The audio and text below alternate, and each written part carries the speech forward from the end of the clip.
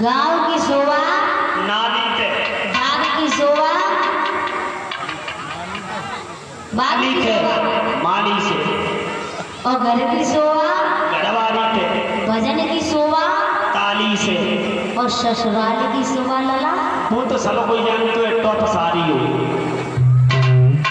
तासुर पर हाथ उठाए हो जिस शोभा होती है ताली की शोभा होती है भजन से ठीक है यानी ताली से होती है भजन की शोभा और ससुराली की शोभा शाली से होती है तासुर पर हाथ निकाल लीजिए लंबे लंबे हाथ कर दीजिए एक बार सभी माता बहने जो भाई बंधु मोह वाली मैया के दरबार में बैठी हुई जरा ऊपर हाथ लंबे लंबे निकाल लीजिए इतने का भैया तुम्हें का दावत दिखाई दे आए उन्होंने कहा हाथ उठा छोड़ ले देखो अब देखो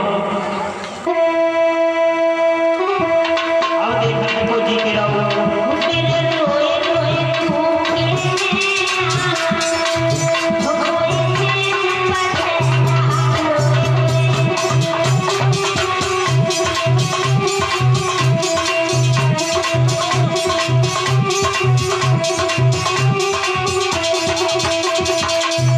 अरे सोनी श्याम विनायक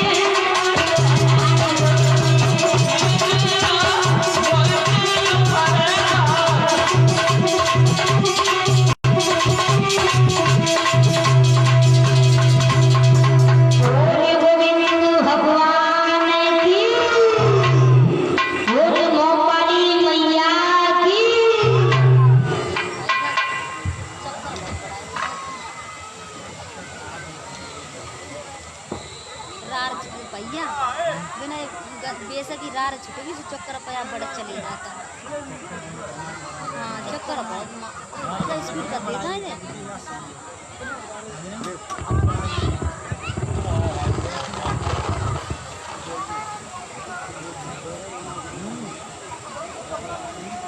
हाँ हमें पानी मंगा दो भैया। आवाजें उसी प्रश्न गंगा मैया की रमण रेती में बैठे हुए महात्मा सुखदेव जी समझाने लगे कि हे राजन परीक्षित, पवन रेखा निधि ध्वनि है और ये 51 रुपये मुनीम जी इन्होंने लिख दिया है, न चन्ने जंजीर बुलेट गाड़ी रे। चलो सुना देंगे। और ये 100 रुपये पिंटू ड्राइवर भजन है, काला काला कहे भोजली। ये भैया हमारा सम्मान कर रहे हैं। भगवान से प्रार्थना करते हैं कि मुरलीधर कन्हैया सुख शांति प्रदान करे, धनधाम से भरपूर रखे, इनके हाथ में द्रव्य आगे बढ़ते रहे, समाज में सम्मान मिलता रहे, ठाकुर जी की दया दृष्टि इनके ऊपर बनी रहे और मोम वाली मैया का आशीर्वाद का हाथ इनके ऊपर बना रहे।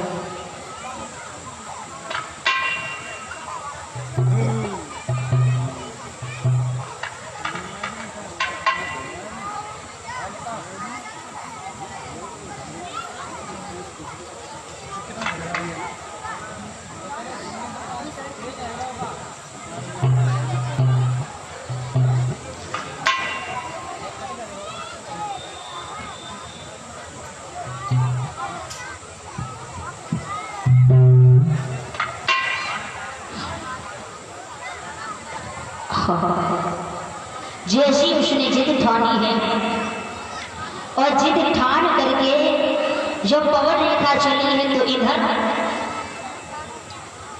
ने रथ को तैयार करा दिया और सहेलियों को साथ में लेकर के पवन रेखा चलती है। कहाँ? जंगल की ओर। जैसी पवन रेखा जंगल की ओर चली है सहेलियों के साथ में, लेकिन ये भूल गई थी कि मेरे साथ क्या होने वाला है, उसे ये ध्यान नहीं रहा था और चलती है सहेलियों के साथ में रथ में बैठ करके। जिस समय जाने लगी है जो सहेलियों के साथ में पवन रेखा चली,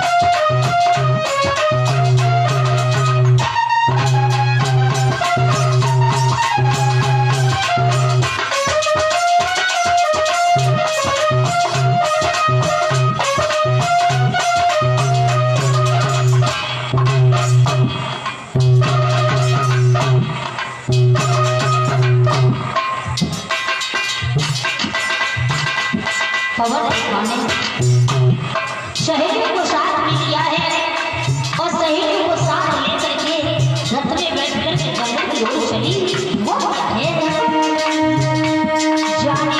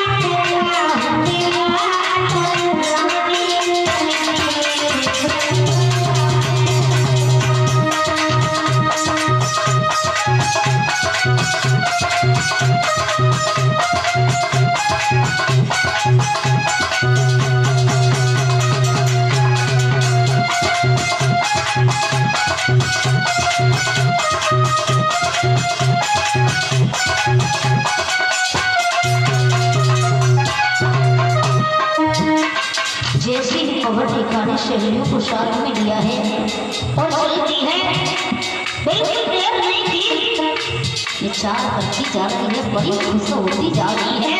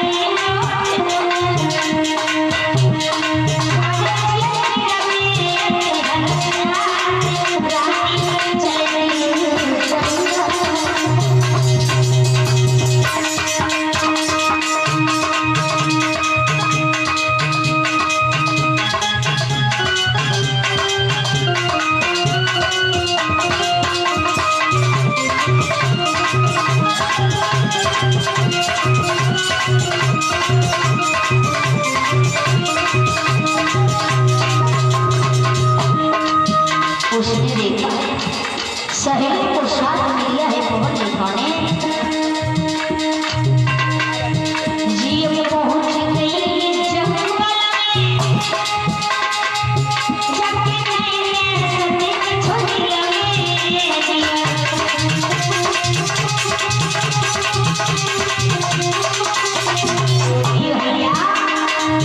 जीव पहुंच गई जंगल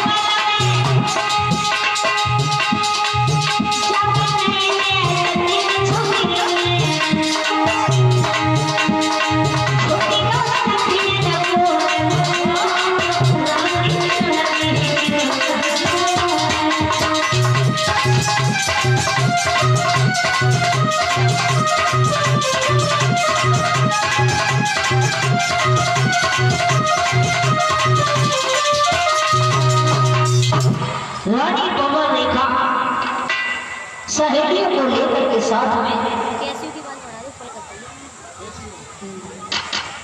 और पवन रेखा जब जंगल में पहुंची और ये 50 रुपए मनोज यादव कुंदन पड़ो ये 50 रुपए से सम्मान करते हैं, भगवान से प्रार्थना करते हैं कि मुरलीधर कन्या सुख शांति प्रदान करें, दरदार से कर्पूर खेत के हाथ में में आगे बढ़ते समाज में सम्मान मिलता रहे, मोहम्मली मैया का आशीर्वाद इनके ऊपर बना रहे। जैसी ही देखो सहेलियों को लेकर के वन में पहुंची है और जैसी सहेलियों को लेकर के वन में पहुंची, सहेलियों से अलग हो गई है। बेला चमेली के फूलों को देख करके बड़ी खुश हो रही थी। बेला चमेली के फूल खिल रहे हैं, बड़ी अच्छी अच्छी सुगंधी आ रही है। अकेली खड़ी की खड़ी रह गई, देखने लगी है रानी पवन रेखा जंगल में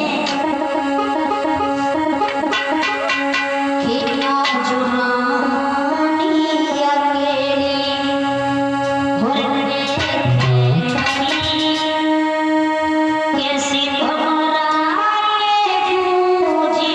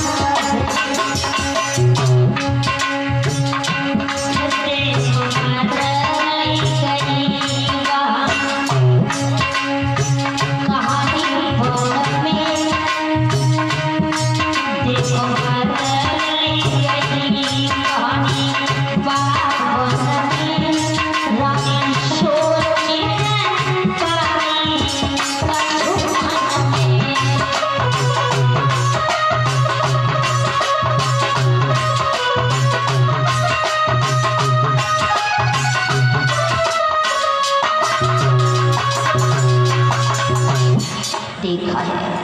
रानी पवन रेखा जंगल में पहुंची है और जैसी रानी पवन रेखा जंगल में पहुंची, लेकिन वहां क्या देखा है? पवन रेखा ने बेला चमेली के फूल खिल रहे थे और जब बेला चमेली के फूलों को देख करके सहेली से अलग हो गई, सहेलियां आगे बढ़ गई और पवन रेखा वहीं पर रह गई। लेकिन जब बाहर एक अकेली घूम रही थी, ईश्वर की लीला समझ में नहीं आई। जिस समय देखो है अकेली रह गई वह जंगल के बीच में पवन रेखा, बताया हुआ क्या उसी समय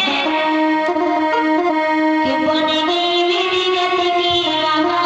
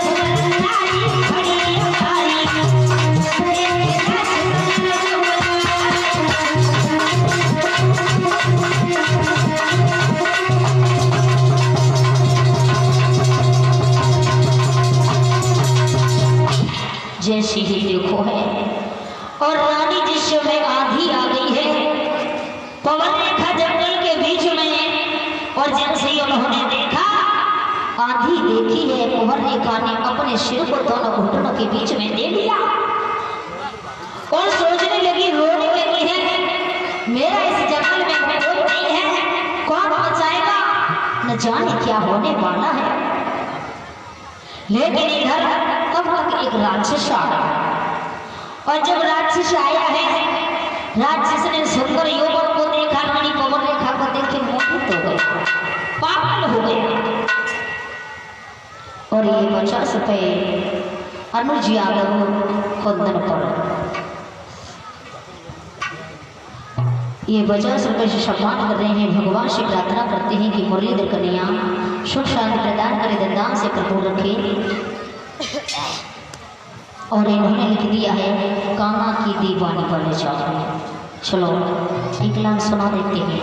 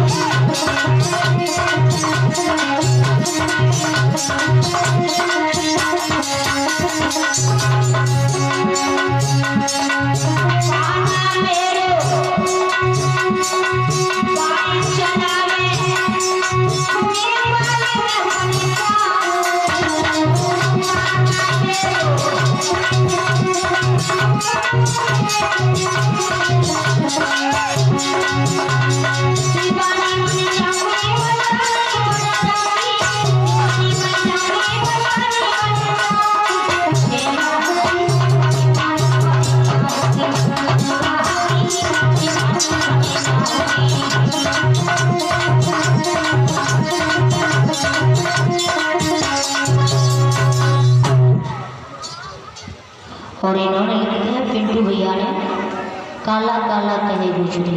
चलो एक लाइन इनकी भी सुना देते हैं।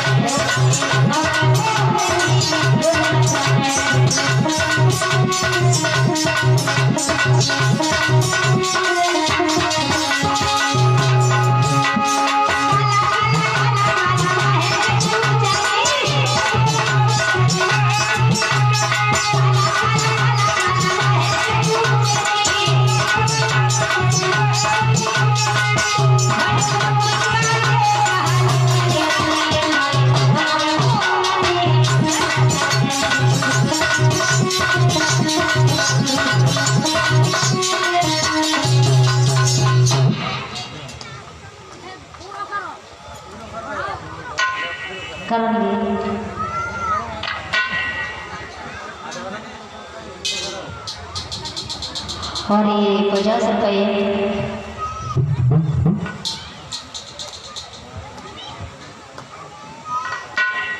ये 50 रुपये आशीष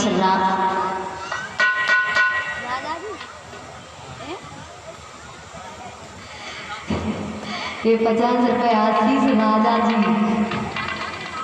हटो से। ये 50 रुपये से हमारा सम्मान कर रहे हैं और 10-10 रुपये से हमारे शास्त्री मंडल का सम्मान करते हैं। और इन्होंने लिख दिया मिले ना कोई सैया मन की, नहीं मिले तो क्या करें।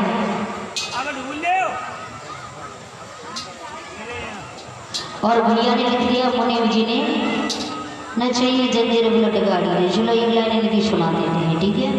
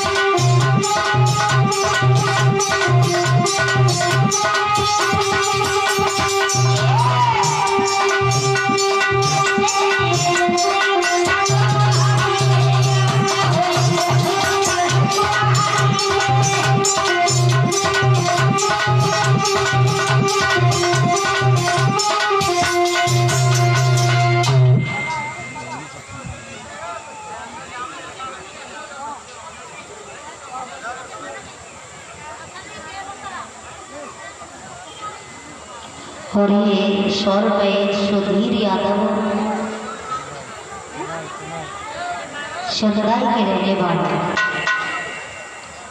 ये 50 रुपये से हमारा सम्मान करते हैं।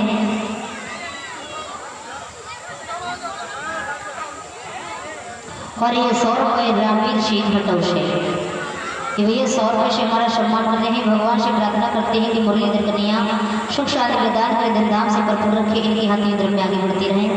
और भैया लिख दिया है, एक लाइन इनकी सुना देते हैं, ठीक है।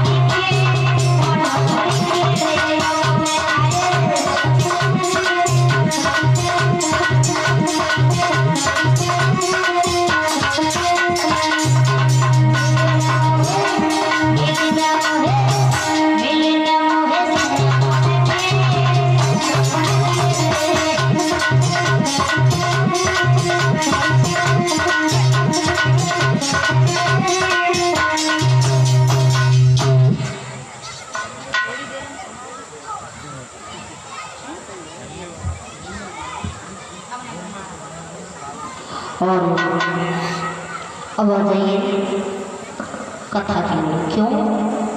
क्योंकि मनोरंजन भी बीच बीच में जरूरी होता है। अगर कथा ही कथा सुनाते रहे तो नौजवानों को ही नहीं रुकेंगे, और जे गाने सुनाते रहे तो बड़े बूढ़े नहीं सुनेंगे। तो थोड़ी कथा भी जरूरी है। बड़े बूढ़े पिता समान बुजुर्ग बैठे इनके लिए भी, और नौजवान के लिए भी थोड़ा मनोरंजन भी जरूरी है। तो साथ साथ दोनों चीजें चलती जाएंगी। क्योंकि नींद अगर कथा ही कथा सुनाते रहे तो आपको नींद आने लगेगी, इसलिए बीच बीच में मनोरंजन जरूरी होता है। अब आ जाइए उसी प्रश्न की ओर। गंगा मैया की जबरदस्ती में बैठे हुए महात्मा सुखदेव जी समझाने लगे कि हे राजन परीक्षित, आज वह राक्षस ने जंगल के बीच में पवन रेखा को जैसे ही देखो है और सुंदर युवक को देख करके पागल हो गया, दीवाना हो गया। नियत खराब होने लगी है और सोचने लगा इतनी सुंदर सुकुमारी हमें कैसे मिलेगी।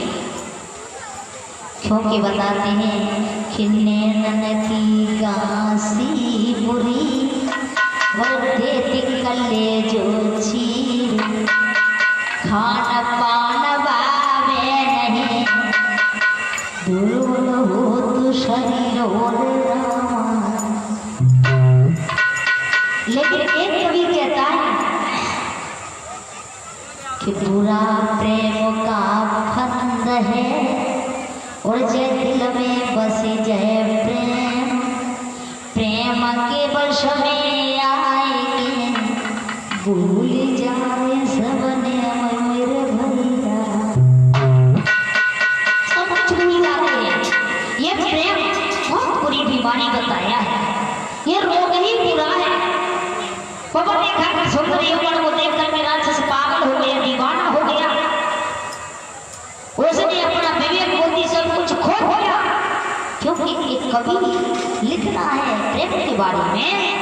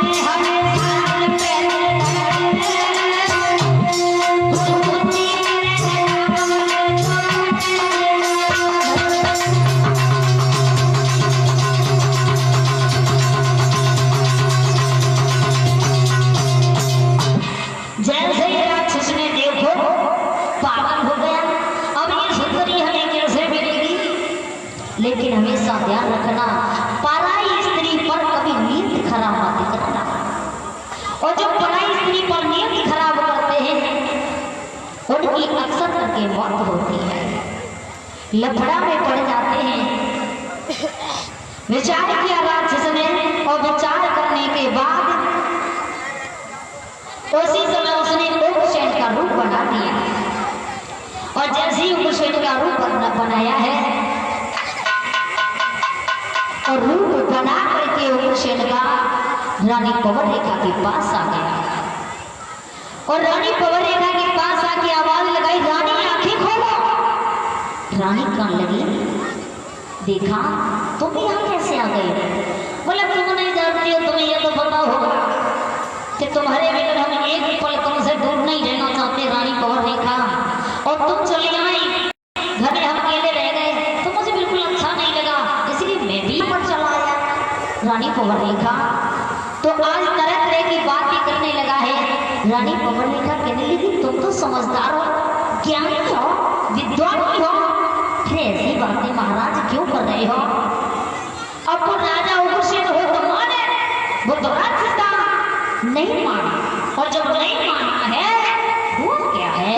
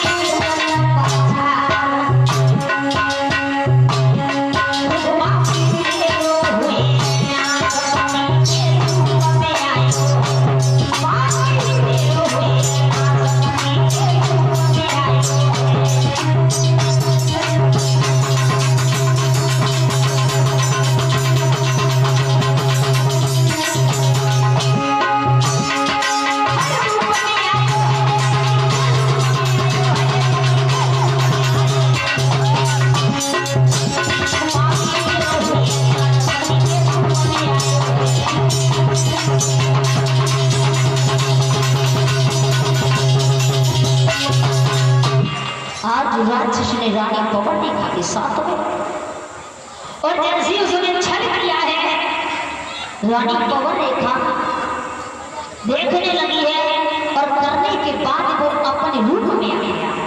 और जैसे रूप में आया है, पवन रेखा ने देखा, दांती पीस के गाली देने लगे, रे दुष्ट, तूने मेरे साथ में क्या किया? अगर तुझे पहले पहचान लेती तो अपनी शक्ति से तुझे मार देती और मिट्टी में मिला देती। तूने मेरे साथ अच्छा नहीं किया दुष्ट, अच्छा नहीं किया। एक धुले हुए कपड़े में धब्बा लगा दिया, मेरे कुल में दाग लगा दिया।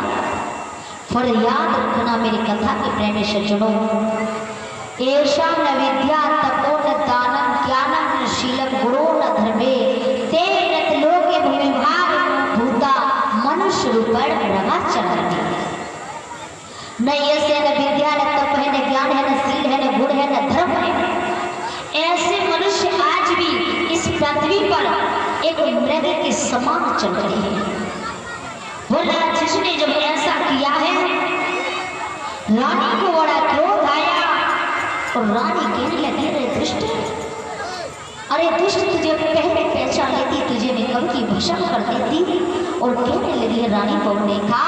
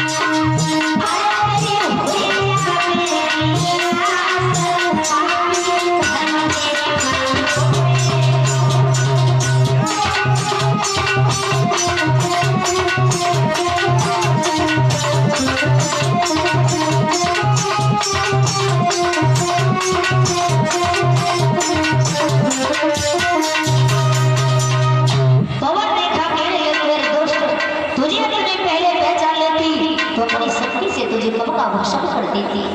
वो हुसैन का एक रूप में से राक्षस रूप बना लिया उसने, और राक्षस कहने लगा रानी तुम ऐसी बात क्यों बोल रही हो, मुझे खाली गोदी देख करके बड़ा अफसोस था और मैंने आपकी खाली गोदी भरी है, और तुम्हें एक बात नहीं मालूम है रानी कुंवर रेखा, तुम्हारे पुत्र कैसा पैदा होगा।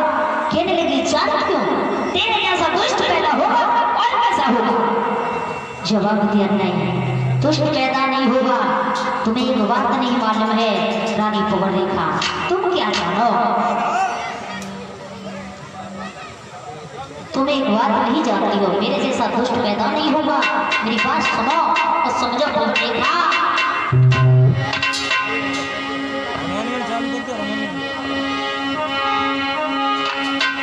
मेरे समान योद्धा होगा,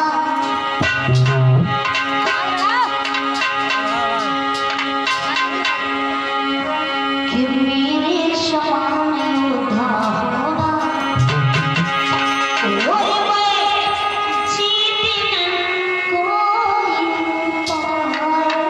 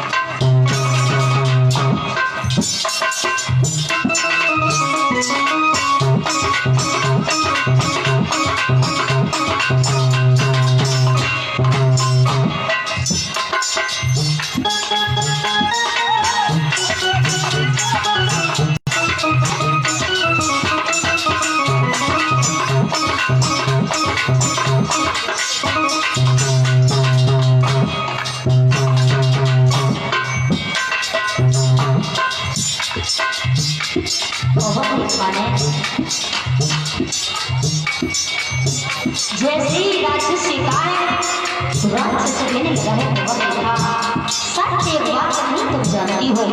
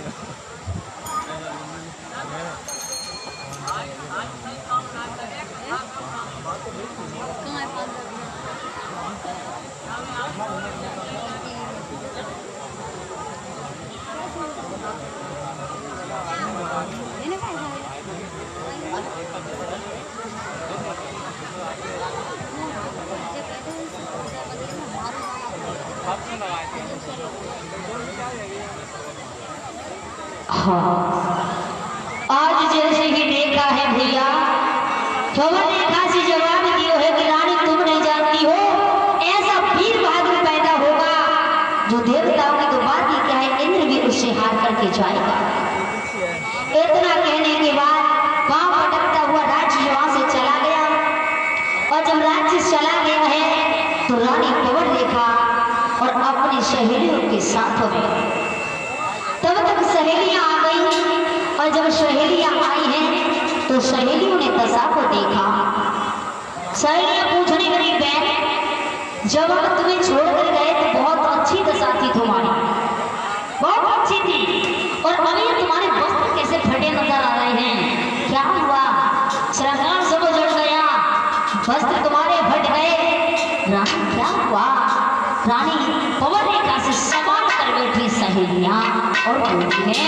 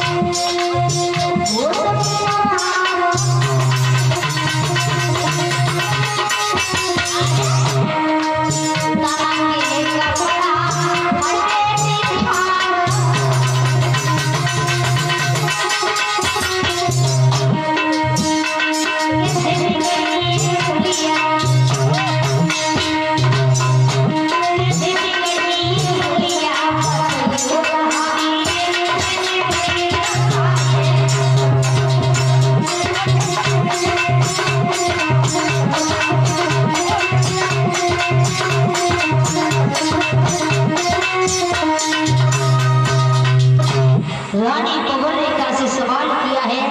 उसी समय रानी पवन रेखा ने अपनी इज्जत पर पर्दा डाली है और कहने लगी, बहन मैं क्या बताऊं तुम्हें, एक बंदर आया था बंदर, और उस बंदर ने मुझे अकेला देख करके मेरे वस्त्रों को फाड़ दिया और मेरे सारे श्रृंगार को उजाड़ दिया।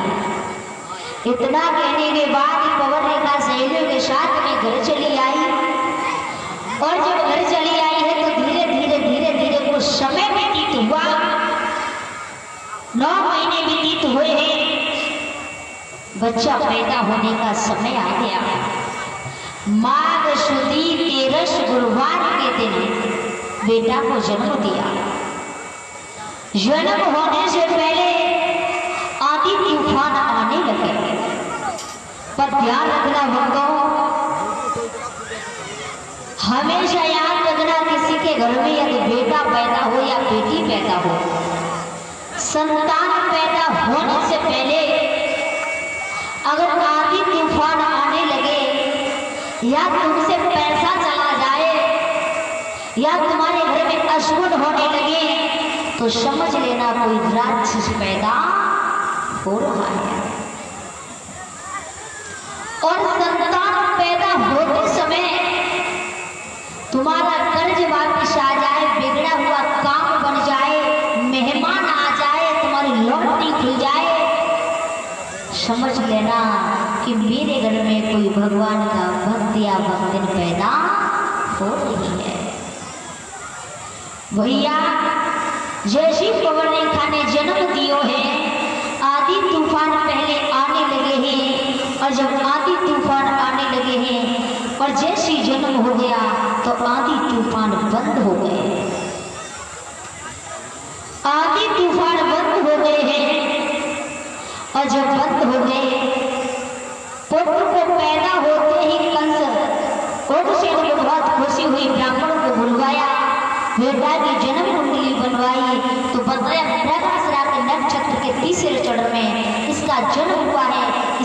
नाम कंस होगा।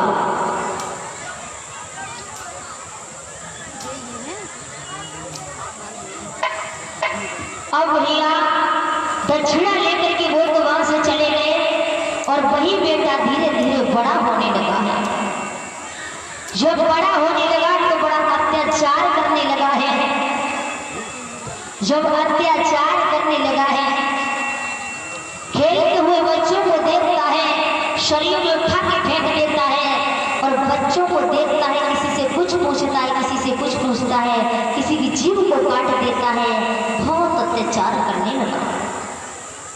अब घर में शिकायत आने लगी उग्रसेन के पास, तो उग्रसेन ने अपने पास भी बुलाए हुए और कहा कि बेटा आप ये क्या कर रहे हो? अगर आप प्रजा को दुखी करोगे तो प्रजा कैसे चलेगी? और ये समझ लो, अगर शेर बन को स्वयं उजाड़ेगा तो अपने तन को कहां छुपाएगा लाला? ऐसी बातें क्या हो गई? तुम हमारी प्रजा को क्यों दुखी कर रहे हो? राजा प्रजा का बड़ा अटूट रिश्ता होता है।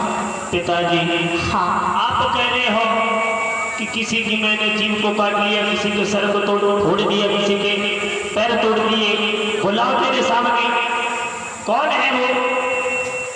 अब सामने कौन है? डर के मारे कोई पास आ नहीं सकता है। आज भैया कंस को पास बुला करके उग्रसेन समझाने लगे हैं, बेटा मेरी बात सुनो और समझो।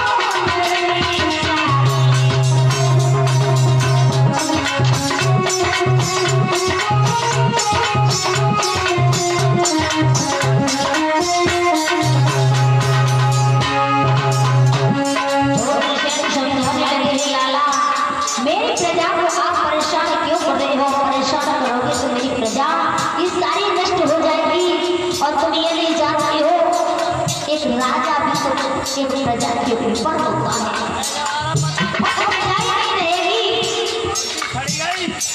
तो राजा का क्या होगा?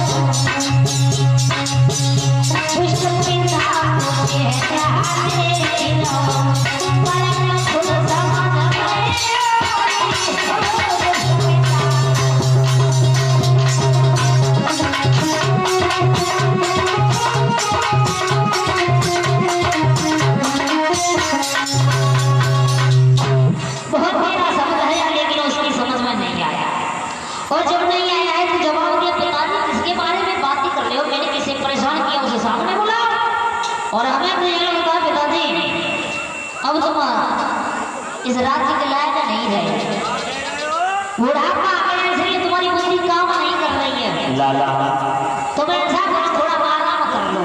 क्या आराम कर लो? तुम्हारा दिमाग खराब हो गया है क्या? बिल्कुल दिमाग खराब नहीं है। फिर ऐसी बातें क्यों करते हो?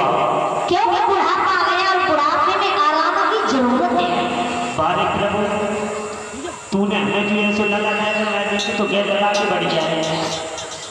भैया जैसे ही कहा है, मुकुट को उतारा, अपने सिर पे लगा दिया और मंत्रियों से कहा हमारे माता पिता के हाथ में हथकड़ी बेड़ियां डाल करके कारागृह में बंद कर दीजिए। ठीक है, आपकी जैसी आज्ञा वैसा ही होगा। आपको तो आपको डर है, क्योंकि हमारे पिता को बुढ़ापे में बंद कर दिया। कहाँ एक बेटा माँ बाप की सेवा करे, शौचालय जी करके सेवा करे, तब भी माँ बाप का कर्ज कभी अदा नहीं कर सकता है। सबका कर्ज अदा कर सकते हैं, लेकिन माँ बाप के कर्ज से कभी ऋणी नहीं हो सकते हैं, क्योंकि वो बाप होता है जिसका अंश पड़ा होता है, और वो माँ होती है जो 9 महीने कोख में रखती है और पैदा करने के बाद बड़े दुखों से पालती है, साथ साथ में अपना स्तन का दूध पिला करके और प्यार अंदर को बढ़ाती है, कभी अदा नहीं कर सकते। माता पिता को जेल में डाल दिया, स्वयं राज्य करने लगा और कहने लगा अब हमारा सभी कहना मानेंगे, और हमारे पिता ने जो अब तक कहा तुम करते रहे, अब ऐसा कोई नहीं करेगा। आज से हवन कीर्तन भजन सब बंद होगा, कोई भजन नहीं होगा, कोई हवन नहीं होगा, क्योंकि हमारे पिताजी हवन कराते रहे, तुम करते रहे, घी को अग्नि में डाल डाल के जलाते रहे, शरीर को कमजोर बनाते रहे। अब आज से कोई हवन नहीं करेगा, कोई हवन नहीं करेगा, लेगा तो कर्मादेव का नाम लेगा। ऋषि महात्माओं को देख लो, काट दीजिए, सड़कों पर गाय को देख लो, काट दीजिए। मेरे राज्य में कोई दुखी नहीं रहना चाहिए। डर के मारे कोई बोले नहीं, राज करने लगा है। अब भैया हथकड़ी बेड़ियां उसने डाल दी है, वो दशा कर दी है, सब लोगों की वो दशा करती है, साधु संत लोगों की बताया।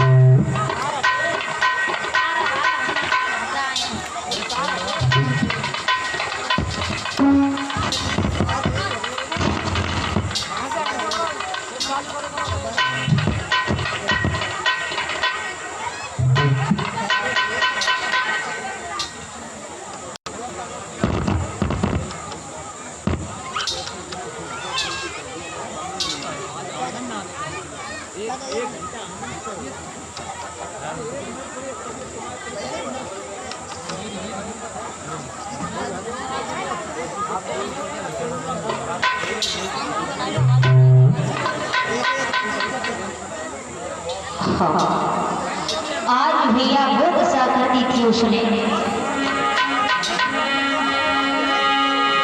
हाथन में कड़े, पायन में कड़े, बगल में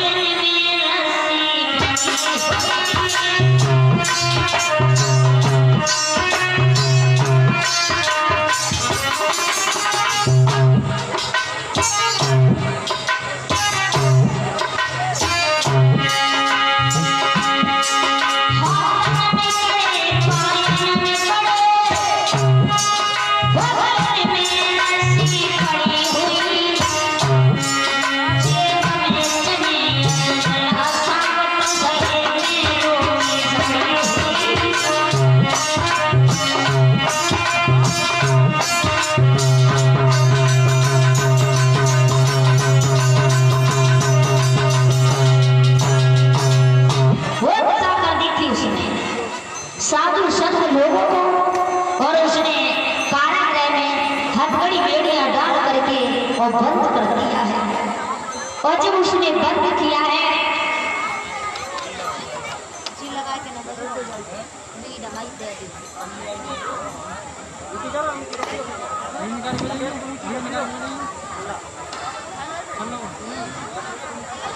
और जब उसने वो दशा कर दी है भैया, लेकिन इधर हुआ क्या है, साधु संत लोगों के लिए एक भिखारी बना दिया उस राक्षस ने।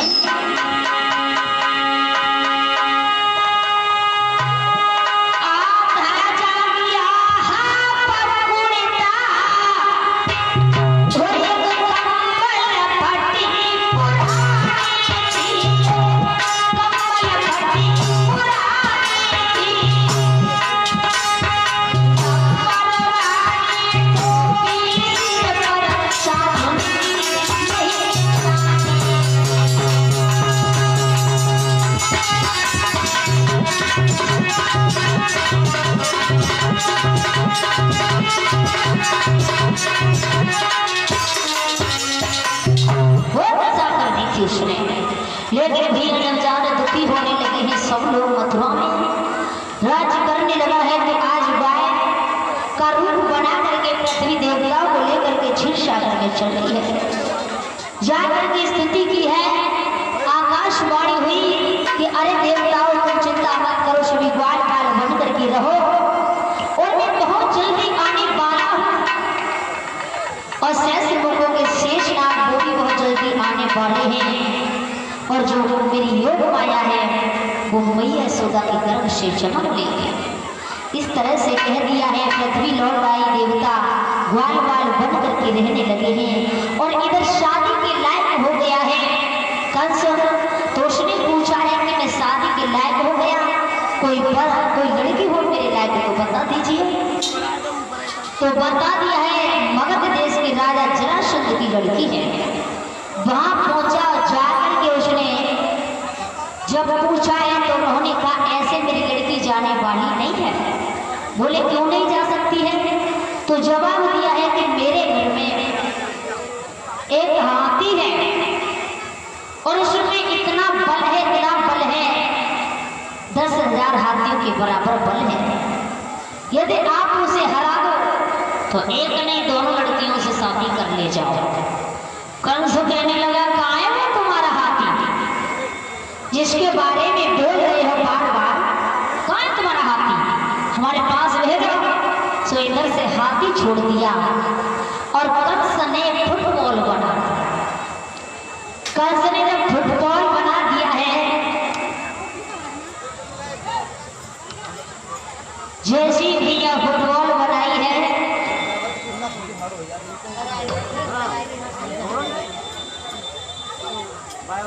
जब फुटबॉल बना दिया है और कंस राज ने उस हाथी को जमीन में पटक लिया। जमीन में पटक करके जैसी ये भूसा लगाया जमीन में पटका है, जरासंध ने देखा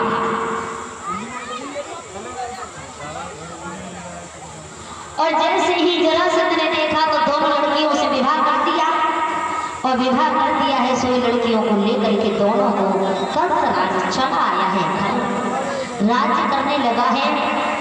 अब जब राज्य करने लगा है मेरे भैया, तो इधर क्या देखा, राज्य करने लगा। उसके बाद देवक की लड़की देव की शादी के लायक हो गई थी। कंस को पास बुला करके कहा बेटा कोई लड़का हो तो बता दीजिए। जवाब दिए चाचा जी हमने अपनी बेटी सब कर दी, वटेश्वर के रहने वाले शूरसेन के पुत्र वसुदेव के साथ अब एक रह गई। इसके लिए कहा देखो चलो शादी कर देते हैं। कहा ठीक है। कंस ने पत्र बनाया है और उस पत्र में लिखा है भोजराज कंस ने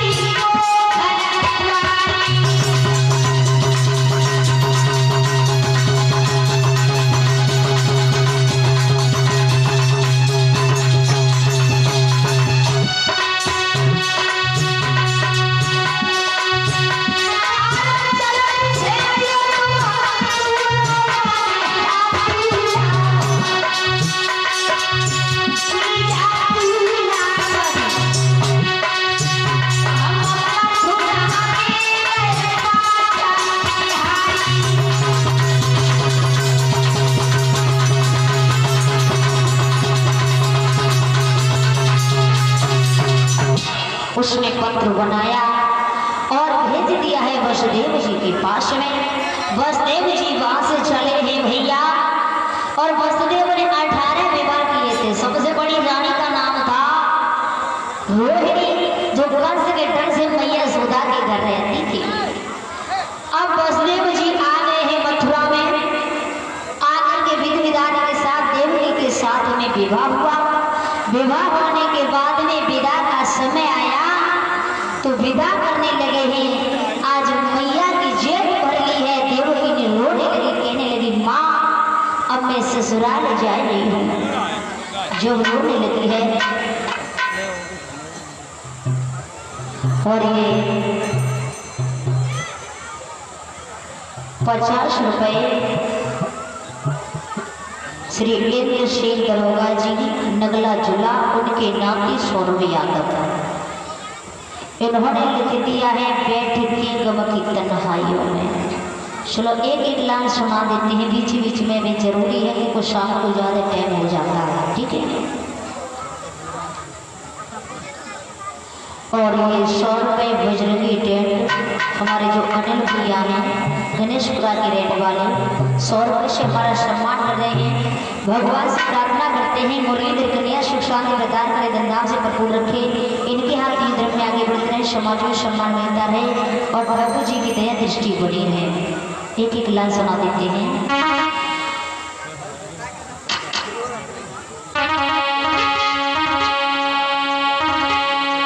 और ये 51 रुपये मुनीम जी हटो से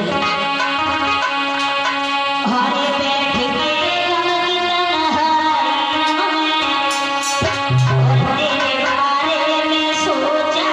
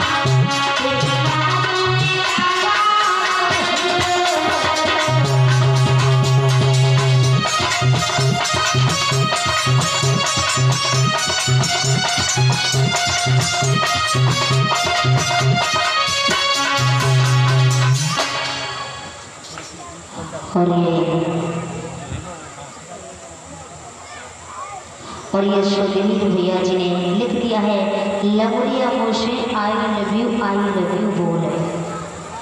वैसे ये गाना गलत नहीं है जो हमने गाया था, ये गलत नहीं है, लेकिन कुछ लोगों ने इसके लिए गलत बना दिया है।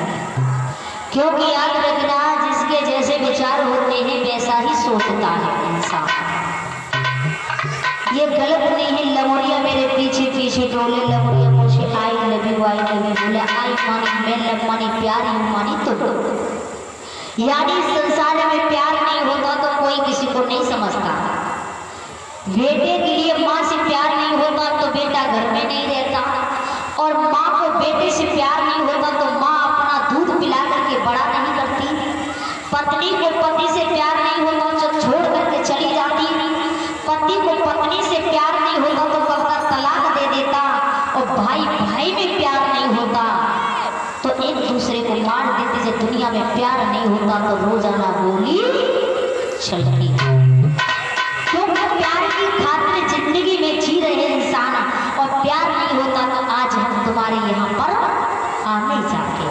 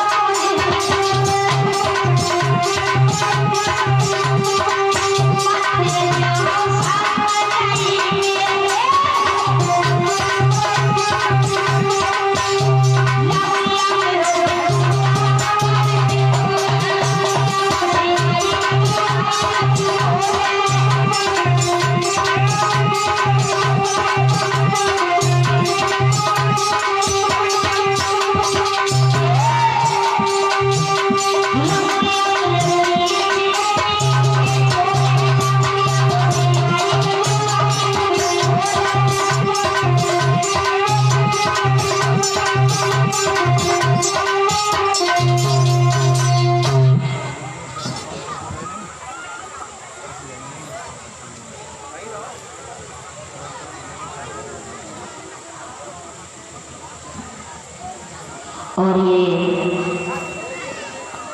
100 रुपये पहर केंद्र से काशगंज।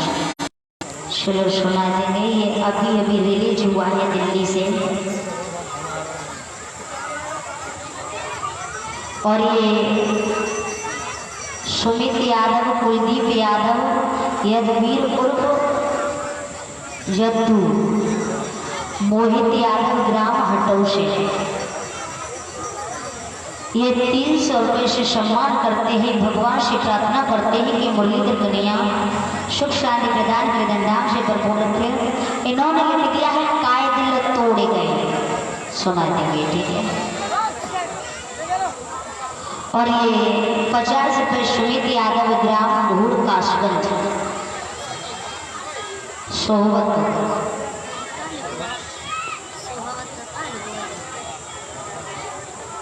ये 50 रुपये से सम्मान कर रहे हैं। भगवान से प्रार्थना करते हैं मुरलीधर कन्हैया सुख शांति प्रदान करें।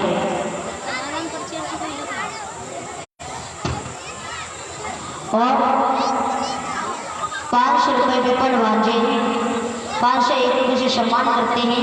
भगवान से प्रार्थना करते हैं कि मुरलीधर कन्हैया सुख शांति प्रदान करे, धन की भंडार कर रखे, धनधाम से भरपूर बनाए रखे और ठाकुर जी की दया दृष्टि इनके ऊपर बनी रहे, समाज में सम्मान मिले, मंजिल के लिए हमेशा परमात्मा इन्हें आगे बढ़ाता रहे, इनकी मंजिल मिलती रहे, मोम वाली मैया का आशीर्वाद इनके ऊपर बना रहे। इन्होंने लिख दिया गोली चले अटरिया दीदी मेरी पौधा ले तो जिगरिया। सुनाई देंगे नहीं, कथा आगे बढ़ा दें, ठीक है। कथा भी जरूरी है, उसके बाद सुना देंगे।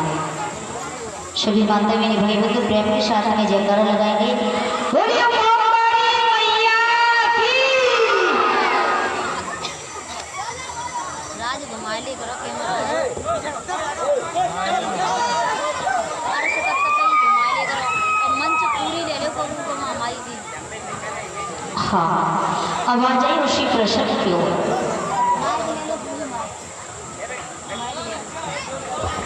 जैसे ही भैया सुखदेव जी महाराज गंगा मैया के तट पर बैठे हुए परीक्षित महाराज को समझाने लगे हैं, और जब समझाने लगे तो इधर विदा किया है देवी की, और जब विदा की है तो आज देवी की रोने लगी है और मैया से रो कर कहने लगी मैया मैं तो जा रही हूँ, लेकिन मैया कोई भूल मत जाइए और बबुला को भेज की आंगन में मोए बुलाइए।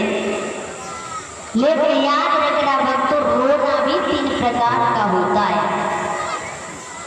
पहली लड़की ससुराल को जाती तो बड़े दिल से रोया करती थी, बहुत दिल से रोती। जब ससुराल को जाती तो बहुत दिल से रोती, लेकिन आजकल कोई दिल से ना रोती है। मालूम पहले लड़की ससुराल को जाती कहती मैया हाय बाय, और अब लड़की ससुराल को जाती कहती मैया बाय बाय। अब ये जमाना है, लड़की पहली बार आई चली गई, दोबारा आई गाड़ी में बैठी और जितने ठाड़े उनसे हाथ मिलाओ बाय बाय हम जाए। आए सिवाय और करो नहीं आएंगे, मने करके जाती है। तो ये आजकल रोना कहीं नहीं है, कोई नहीं रोती है आजकल, जमाना ही ऐसा है। और रोना भी 3 प्रकार का होता है भैया। कैसा कैसा होता है समझो, 3 प्रकार का कैसा होता है। एक होता है खट्टू, एक होता है खट्टू मीठू, और एक से खट्टू ज्यादा मीठू। 3 प्रकार का होता है। और लला संजू 3 प्रकार के होते कैसे कैसे होते हैं? दुए से होते हैं। खैर माँ पकड़े किसी की मैं बुराई नहीं करता हूँ और नहीं प्रभु ऐसा करे। काऊ के 70-80 साल के पके पकाए डोगर मत जा। काऊ के 70-80 साल के बड़े बूढ़े यानी पके पकाए डोगर मत जाओ। और जब उनकी यानी बिटिया को खबर मिले तो बस सुन ले कि मेरे बाबू ने मर गए, मेरे तो जल्दी जल्दी बनाएगी और खूब खाएगी। कोई बात ना, पके पकाए दो गले मरे गए जन्म वैसे ही झूठी साची और खूब खाएंगे और खाए के घंटे तक तब चलाएंगे क्यों वहां जाके तो रोए भी पड़े और जब खाए के नहीं जाएंगे तो ताला चलेंगे दोनों में तो आवाज नहीं करेंगे। और जब ससुराल से जब अपने मायके में जब मोड़ी आई और जब डोकर लग देवो तो भी डोकर माने डाले और जैसे डोकर लग देवो सुई रोग चालू भय। अरे बमला तो चले गए हाय रे हाय ओ दैया रे ओ बमला तो चले गए हाय रे ओ दैया रे ओ दैया रे जब कब हम आपका त्यागी में डोकर दोबारा नहीं मिलता दैया रे और इनको में जाओ बात तो कि डोकर मरिए कोई बात ना दुकान द्वारा पे बैठे बैठे कट्ठे निकालने का धक्का आता जूतों रखो है जब खट्टो मीठो दिल में खुशी क्या होते कोई बात ना पके पकाई दो करे 70-80 साल के लेकिन जाओ अब मेरी अम्मा की खाली है गई गई हाय रे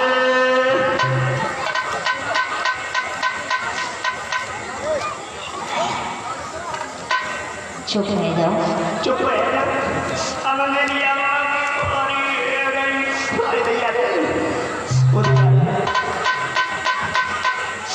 और जूतो ना को है तो खट्टो मीठो आदि खुशी है आदि और खट्टो कैसे हो तो कोई हमें कैसे मर जाए कोई हमें कैसे मर जाए और उन्हें की अगर बहन सुन और ससुराल तो उन्हें जैसे सुनी फिर वे कठिना करती है उनकी जैसे ठाड़ी है तो ठाड़ी गिर पड़ेंगे और पानी है तो खटिया लेते गिर पड़ेंगे और जैसे उन्हें सुनी और एकदम बोली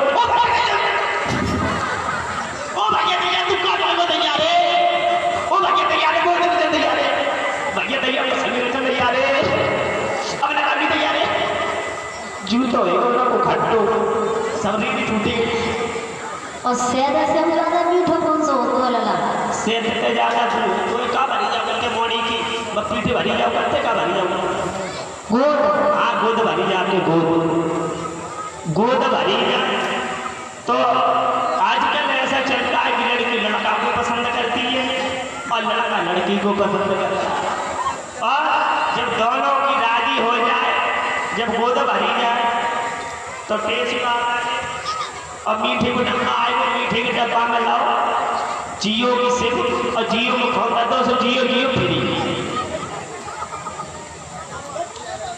आप जैसे गोद भरे के गांव में ते करे और जानी कुरावली पहुंचला के सोच में फोन निकाल अब फोन निकाल के कान पर हेलो ए हेलो संतना तुम्हारी कसम जमते हैं तुम्हें देखूं गंगा मैं रोटी ना अच्छी रह तो नहीं आ रही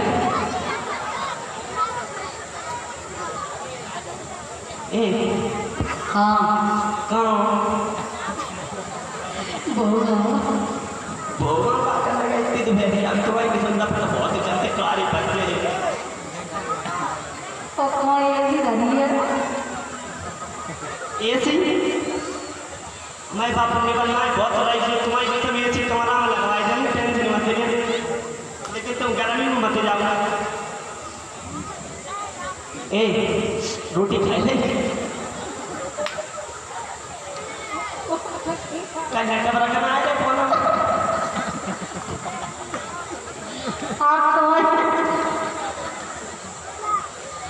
फिर बोलते चौथा तुमने खाना खाए लो आज डोगरी में क्या बनाओ कदुआ ये तुम्हें माना आज हमारी अम्मा ने पनीर बनाई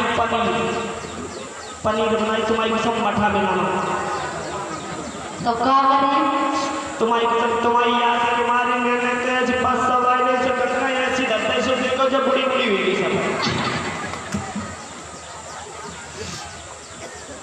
और जैसे लड़की सारा दिन फोन पे लगी रहेगी, पूरी पूरी रात लगी रहेगी, और जब जाने की अब शादी का नंबर आया तो सबसे पहले वो क्या होता है, वो सब्जी पर क्या लगाते हैं, वो तेल तेल ताई। हाँ तेल ताई हो करते तो मोड़ी सब काम करवाती रहे, धीरे सब काम करवाती रहे, सब काम। और जब जाने की बारात आएगी और बारात आने के बाद में भौरी भौरी पड़ेगी, सब काम कन्यादान कन्यादान सन्यादान कन्यादान सब हुए, यानी विदा का समय आ गया। अब जब विदा को नंबर आओ, हाँ, तो गाड़ी में क्यों बैठारू करते हो, मम्मा या भैया? क्या ना को मम्मा बैठा रहे थे भैया, हाँ, तब आपने देखा होगा फटाफटा ट्रैक्टर में सेल्फ लगा के, तब देखो ना वो सेल्फ लगाते हो, तब रोए वो चालू होती है मोड़ी। अब पेटे में तो खुशी की मोड़ी, अब जाने गर्मी में मरी गाड़ी में चियारे, और अब तक अब उन्हें रोए वो चालू करो,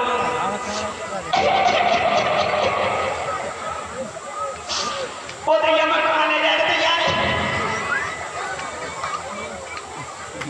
ओ दैया रे मैं टोले जाने थे यार,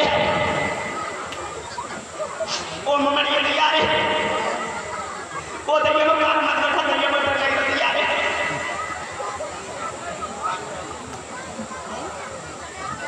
चल गए। और अब रोबन की गाड़ी मार मार के, ओ दैया मैं खाने जा रहे थे यार, चलानी ए सुनता ना ए कहाँ पहुंची गई, कहाँ पहुंची गई, कुरावली। कुरावली। ये गाड़ी कौन सी है, बोलेरो। ताई से घर में लग रही है, स्कॉर्पियो लेके ना आई, तुम्हारे बाबा ने कहा कुछ दे दो। मेरे बाप ने सब कुछ दे दो, सजे का नहीं दे दो, और दे दे तो मैं भैया जाए। बोल गोविंद भगवान की। कहने का मतलब जमाने के तौर पर अगर देखा जाए तो जो पहले था वो अब नहीं है, और अब जो है वो आगे के लिए नहीं रहेगा। वृंदावन में हरि लाल की, मोहकाली मैया की, बोल हनुमान मैया की।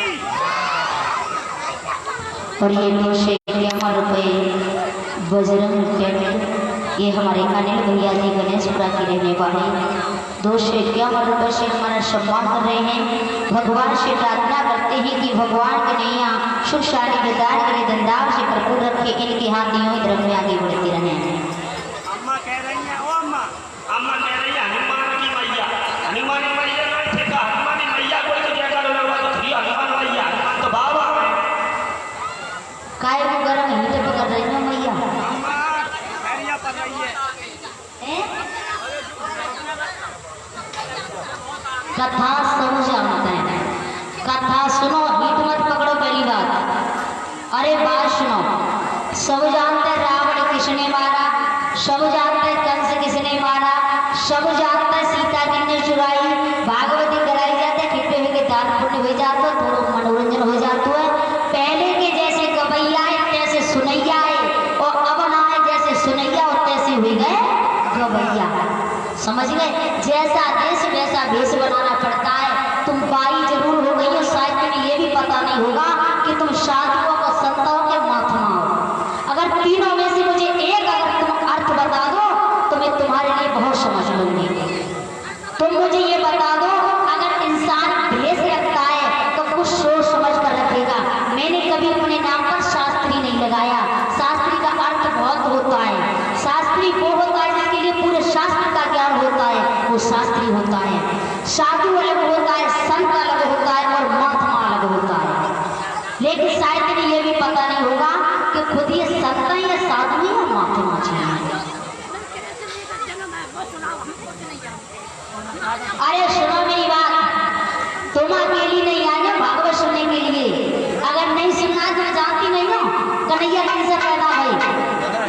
तुम्हें पता होगा कृष्ण कहाँ से और किसने पैदा करे। जब तुम्हें पता ही है तो अपने आराम से मंदिर पकड़ो, चुप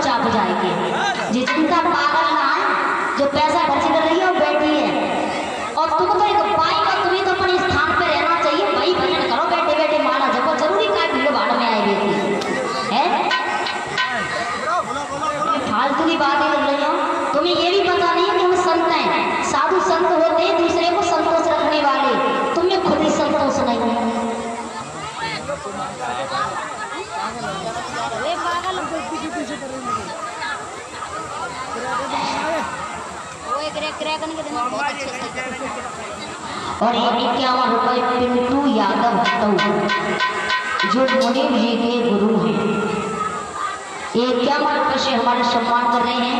भगवान से प्रार्थना करते हैं कि भगवान दुनिया सुख शांति प्रदान करे, धनधाम से भरपूर रखें। इनके हाथ में दरमियान समाज में सम्मान मिलता है।